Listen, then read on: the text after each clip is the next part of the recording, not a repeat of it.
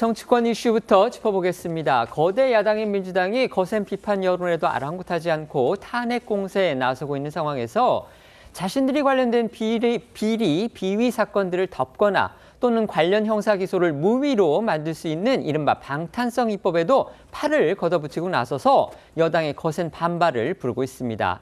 지난달 중순 이재명 대표가 유죄를 선고받은 선거법 규정을 아예 없애려는 입법을 시도해서 논란이 됐었는데 그보다 앞서서 이른바 전당대회 돈봉투 사건을 사실상 없던 일로 만들려는 법안을 발의한 사실이 뒤늦게 주목받으면서 논란이 커지고 있는 겁니다. 네, 이 논란이 되고 있는 법안은요. 지난 9월 초 이 민주당 김교흥 의원이 대표 발의하고 민주당 의원 등 14명이 함께 이름을 올린 정당법 개정안입니다. 정당법 위반 사건의 공소시효를 6개월로 하는 조항을 신설하는 게 핵심 내용인데요. 김 의원 등의 주장의 근거는 이렇습니다. 공직선거법의 경우 공소시효가 6개월로 되어 있는데 이 공직선거와 밀접하게 관련된 이 정당법 같은 경우에는 공소시효 특례가 없다. 결국 형평성을 맞춰야 한다라는 겁니다. 하지만 더 논란이 되는 건요. 이 법 시행 이전에 발생한 범죄 행위에도 소급 적용한다는 그런 부칙을 만든 것이 꼼수가 아니냐 이런 지적이 나오고 있습니다.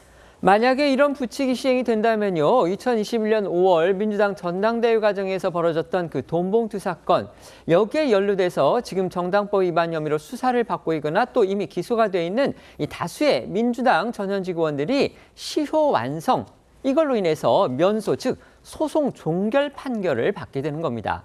그렇지 않아도 돈봉투에 연루된 의원들 다수가 현재 검찰의 출석 요구를 계속 거부하면서 이 버티기를 하고 있다, 이런 비판이 나오고 있는 실정이죠. 그런데 이 법안이 만약에 통과가 되면 완전히 면죄부를 받게 되는 겁니다. 맞습니다. 이 민주당에선 개정안이 통과돼도 이미 기소된 이 돈봉투 사건은 적용되지 않는다라는 입장이지만 이 말은 즉슨 아직 기소가 되지 않았어도 관련 수사를 받고 있는 민주당 의원들은 적용이 된다라는 지적을 피할 수 없는 겁니다.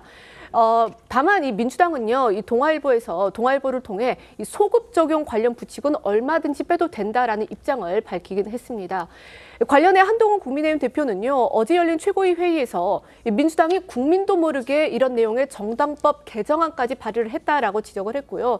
앵커 말씀하신 대로 앞서서 이 이재명 대표 구하기 입법이라는 비판에 쏟아졌던 사안이죠.